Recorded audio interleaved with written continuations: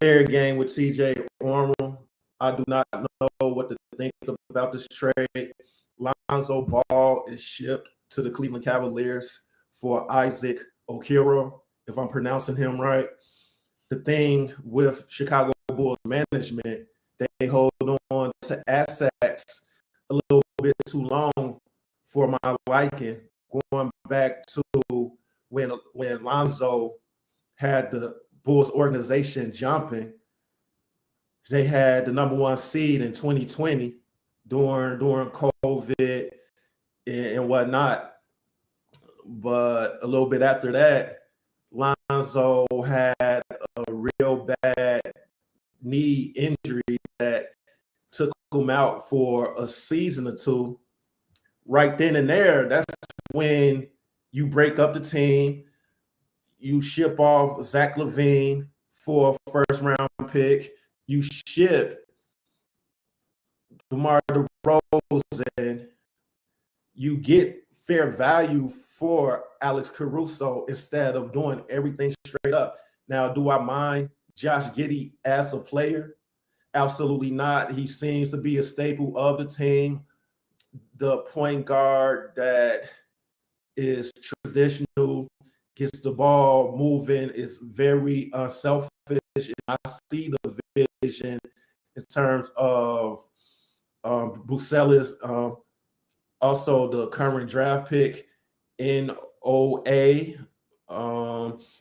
He seems to looking at his footage, he fits the direction of what the front office is trying to do. But instead of trading an asset like Alex Caruso, when at a time there were teams out there willing to trade 2 first round picks at very least, Chicago said no in that contract, that max that was sort of like a poison pill.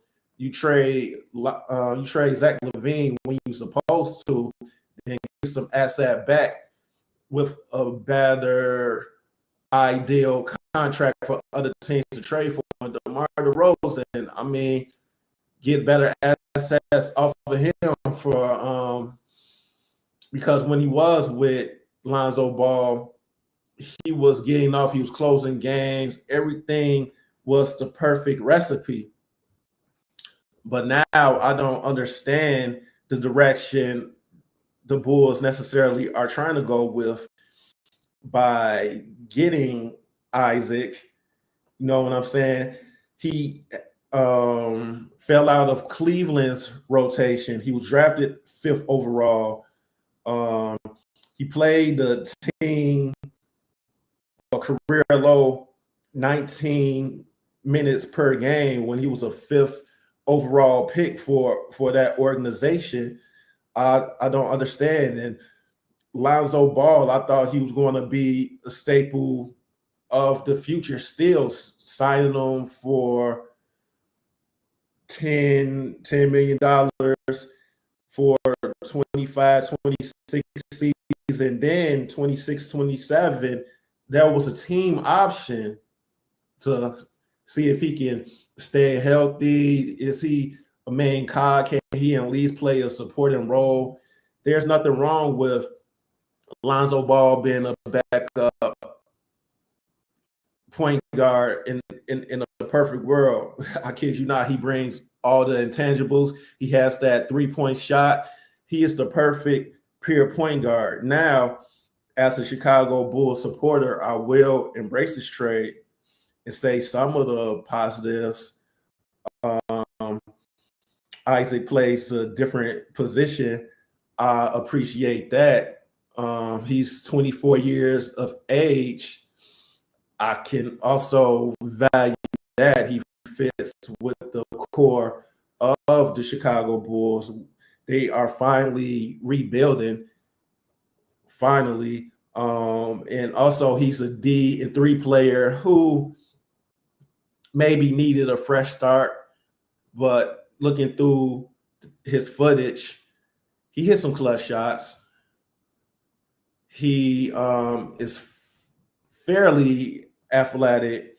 I I just don't know though, as far as okay, our management finally choosing the direction by stripping everything down and getting certain assets that can be advantageous for the team and the fans that goes to the United Center. We support them no matter what, whether they win, lose. Everybody's showing up and watching the Chicago Bulls play. It's quite an experience going to the stadium, but the expectations it's remained to be seen. It's remained to be seen. Will more pieces be moved? What does Kobe White future entails? There there was a log jam at the point guard position. I kind of understand maybe why Lonzo Ball was moved. You have Ayo DeSumo as well, Javon Carter.